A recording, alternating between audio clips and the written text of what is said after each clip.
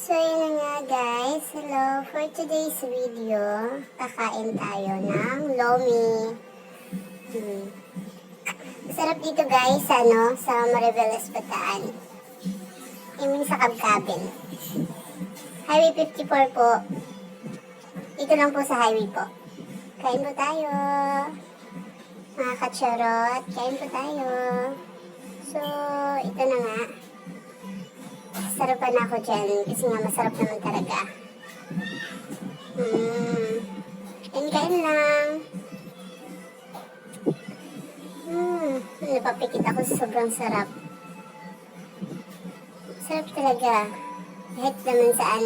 Lomi kasi yan. Mahilig ako sa lomi. Kaya nakain-kain lang ako pagka tuwing nadaan ako.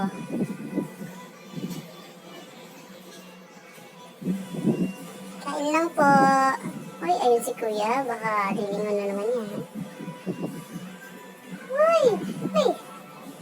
For the go. Sarap.